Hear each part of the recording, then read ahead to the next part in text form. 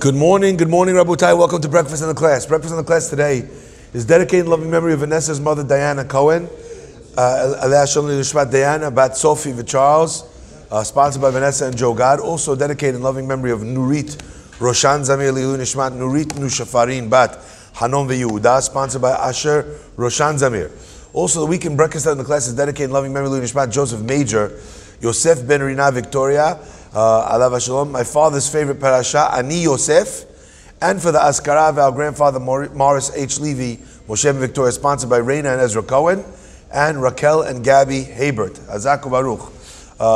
Also done as a zechut for Refuah Shlema for Chana Bat Simafega and Eliyahu Shimon Ben Mazal Fortuné. Finally, the weekend Cobra was sponsored by David E. Ash in honor of you and your substantial capacity to do good today and every day. My friends, I want to share a beautiful Kli Yakar with you this morning.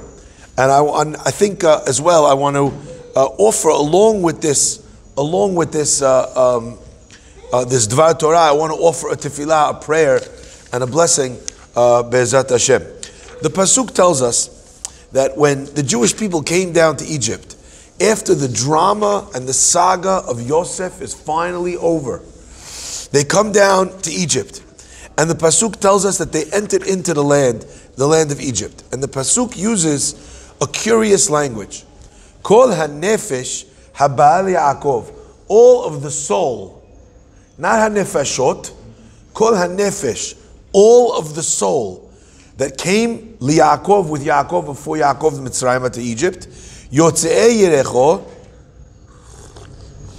from those that descended from him, Milevad Neshe B'nei Yaakov, besides for the wives, Kol Nefesh, all of the soul, Shishim Veshesh, 66. That's what it's telling us here. Okay?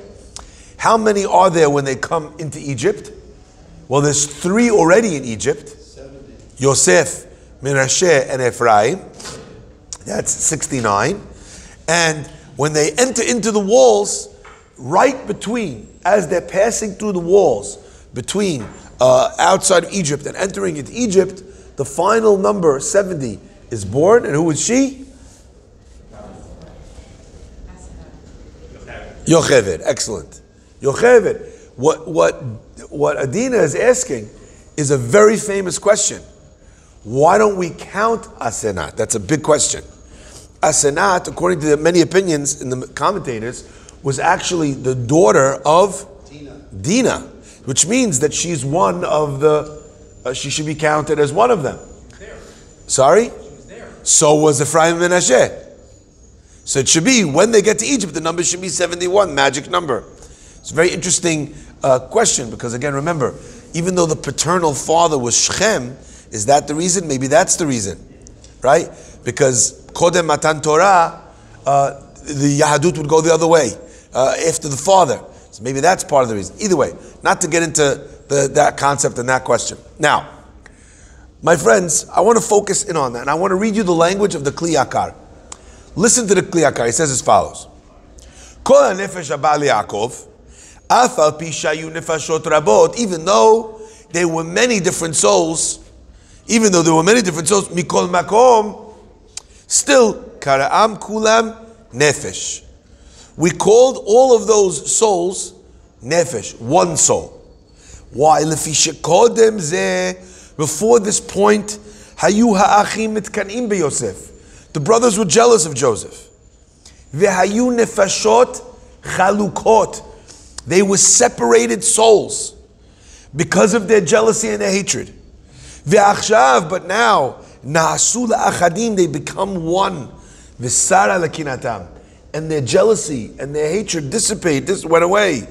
V'gam Yosef, and also Yosef, lo haya lo lev alehim, did not have in his heart complaints, anger, hatred, sinah, kinah, taharut with his brothers. So therefore, what are we looking at here? The soul of the children of Yaakov. What a remarkable sentence now we are looking at. Al ken hodia lanu akatuv. Therefore, the Torah told us this idea, nefesh achat, one soul, leha'id al tzidkato shel Yosef, to talk about the the piety, the righteousness, the tzidkut of Yosef. Ready for my favorite line of the Kili Yakar?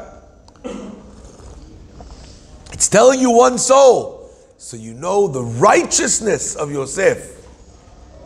Ve'al tzidkat ha'achim, and the tzidkut of the brothers. Now, the righteousness of Yosef, I hear you. Look at what they did to him.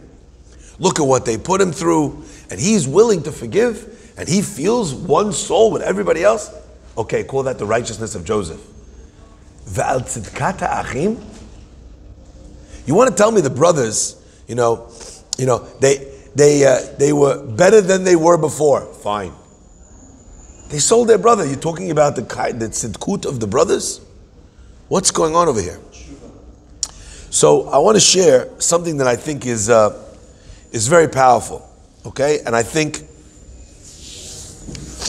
that it's the lack of this understanding, oftentimes, that prevents people from making necessary changes in their life, in their midot, in their outlook. I have a mug that was bought for me by a dear friend in London. And the mug says on it something that we had to say repeatedly on one of the trips that I ran. It was one of those trips with many students that we took, an outreach trip back in London. And anything that could go wrong did. We call it Murphy's Law. In England they call it Sod's Law. In international court, they're fighting it out whose law it is. But either way, Murphy's Law, anything that can go wrong, will. You ever have a day like that? A situation like that? Some people of you are nodding like, I don't have days that are not like that. But either way. So what was the statement that we said again and again and again and again and again on the trip? It is what it is. And we started texting each other. I. It is what it is. Like, this didn't work out. The bus is not coming on time. We're going to be an hour late. We're going to miss an hour of great adventure. It is what it is. Okay? Lunch is not coming. Instead of taking them out for a nice lunch now, it's canceled, whatever. We got to go for the pizza shop. We're going to lose a half hour each way. It is what it is. Eventually, the guy had a mug made up for me that says on the coffee mug, it is what it is. I remember when I was looking for a place to live, I walked into one place and I said, this is the place. Because I saw a big sign on it, on the second floor landing. And you know what the sign said? It is what it is. I took a picture of it. I do not live there because it cost $26 million. So it was not what it was. But it is what it is. My friends, many people live their life, look back at situations, and they wonder what would have been, what could have been, what should have been. On Friday afternoon this week, right before we went into Shabbat, we read the terrible news of the fact that 3 of our brothers, of our sons of Am Yisrael, ran out, and now we know without shirts on, waving white flags. After 70 days of being held hostage, they were either abandoned or their captors were killed, and they ran outside, and the soldiers didn't know what was coming. They're operating in impossible situation, and they were shot and they were killed. Only afterwards they realized that they were Israeli hostages. And I'll tell you, I'm a very weird guy. Some of you know that already. Others don't know. If you want to know for sure, you can ask my wife. She's married to me, Hazita. My mind, it always compares things in a weird way. Just because I have a big imagination, so I just get these visuals. I remember growing up as a child, there were these shooter games. Do you remember those games? Played in the arcade. And one of the things was, as you're running through, you had to make sure that you're shooting only the bad guys and not the good guys, and you lost points if you shot the good guys. Anyone ever play one of those games?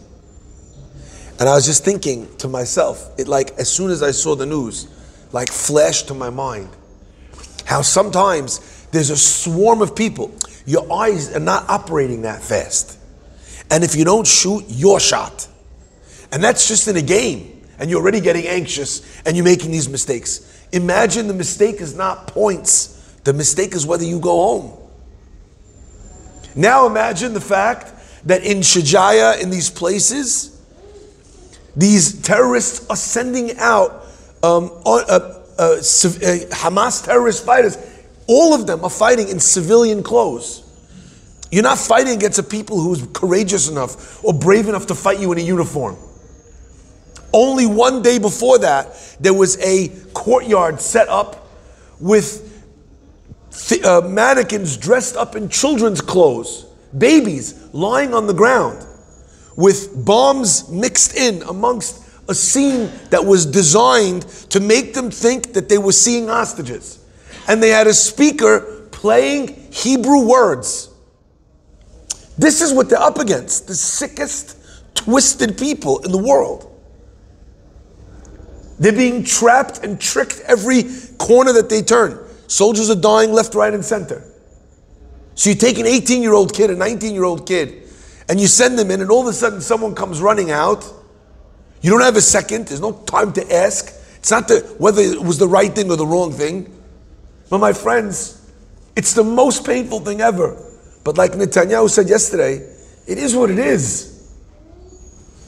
We can't stop this war because they forced us to kill 3 of our own.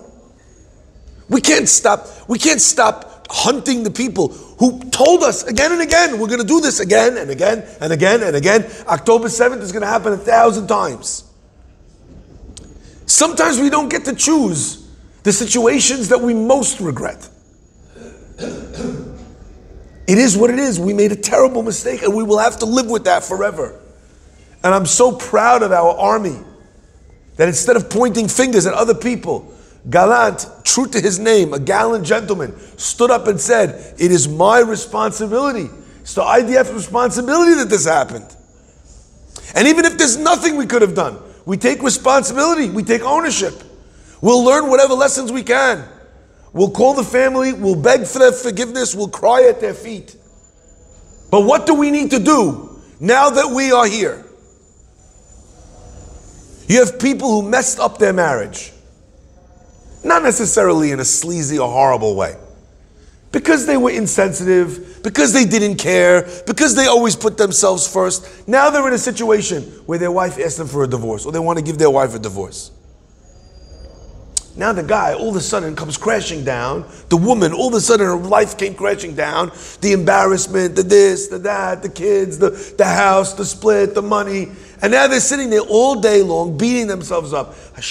I wish I would have, if only I would have. You ever have someone like that? And they're spending 3 hours telling you what they should have done. And as sensitive as you want to be, if you want to be helpful to that person, at some point you need to cut them off and say, stop telling me what you should have done. Tell me what you're gonna do. I was at a wedding and they were playing, Jewish songs, and everyone was singing, and even though it was a wedding, everyone was praying for our hostages. A beautiful moment. And a kid comes up to me at the wedding. He says, Rabbi, I've never been so proud to be a Jew. I said, that's beautiful. Hazaku Baruch. Stop telling me that you're proud to be a Jew and tell me what you're going to do as a Jew. What are you doing with that? It's just this feeling that you feel until you feel something else? It's passing? Like indigestion or acid reflux? I have Jewish pride, I have diarrhea. It's a passing condition. What do you do when you feel that pride? What have you done with it? The brothers made a terrible mistake. It is a mistake that we will need, what we have had to pay for throughout all of history. I mentioned in the class yesterday the Joseph paradox, the problem that Yosef tries his hardest to uproot hatred between brothers, but he doesn't manage to get across the finish line. I explained yesterday because of the Joseph paradox. He can't. He has to stop before he gets to the finish line, because otherwise he just creates the problem anew. My friends, it is true that we will have to pay for it. And it is true that that's your responsibility. That has nothing to do with what you wake up today and do. You made a mistake. You hurt someone's feelings. You stole money from someone because you were greedy, because you thought no one would notice. You rewrote the contract. You tried to do something to cut his commission. People make mistakes. Greed is a real thing. Dishonesty is a real thing. Finishing the month, let's be a little bit kinder now. Finishing the month, paying your mortgage, paying your tuition for your kids to go to school, it's a real thing. And when you don't have it, and there's something on the table that will allow you to finish the month, and all you'll need to do is write a fake email pretending that you showed interest in the building before the broker showed it to you. That'll save you $100,000. People make mistakes. And I don't mean they make mistakes by accident. They did it on purpose. And I'm not saying that's the right thing. You will have to deal with that. You will have to do teshuvah. You will have to make that right. But it is what it is. That happened. Now what happens? What do we do now that we are here? The Kli Yakar is telling us something unbelievable. He says, Lehodia, to teach you the tzidkat Yosef, that after all that had transpired, Yosef was willing to put it behind him. But it also tells us about tzidkat hashivatim, tzidkat ha'achim. Let me ask you, you hate someone, you're angry at them, so you hurt them. The fact that you hurt them, did that fix the reasons why you were angry at them? Of course not. I'll just give a simple example. Someone does something in the family, they arrange this, that, they talk to the dad puts them in charge of the business. Now, my father ices me out of the business, and the other one has the business. So what do? I'm so angry, I get the guy in trouble. Now I cost the guy $10 million. I don't know what I did. I reported him to this, to that, whatever I did. I hit the guy hard. Am I less angry at what happened because I hurt you? No. Says the Kli Yakar, tzidkat ha'achim, they done something terrible.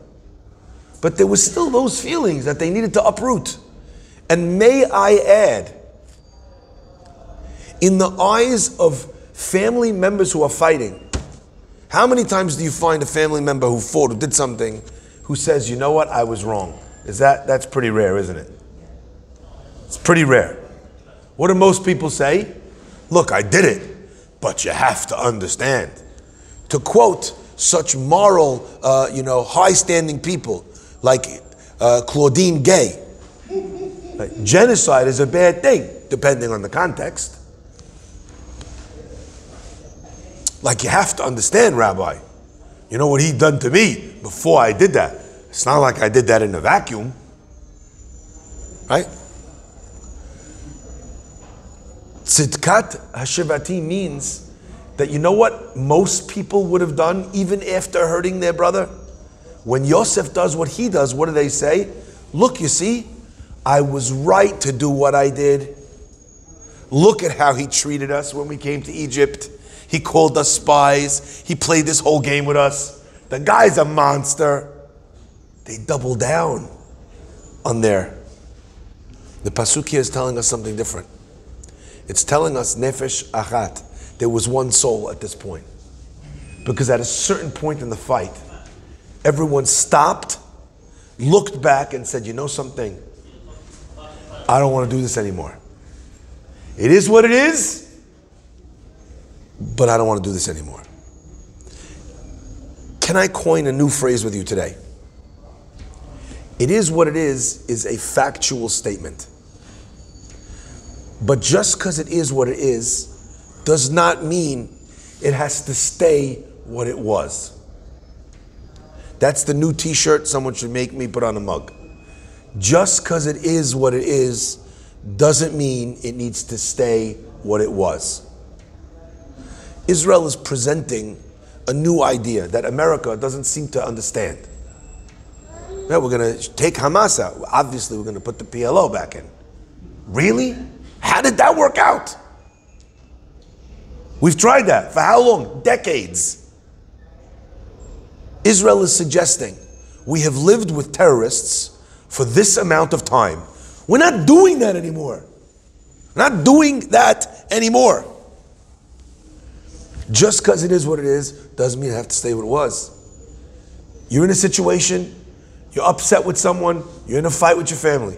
But my friends, this is not only about family. You have people who think to themselves, I can't do the right thing. I can't start keeping Shabbat now. I'm the guy. I'm the Studio 54 guy. You know, I was the guy. I was the guy that got everyone in. I'm the club promoter. I'm the guy now.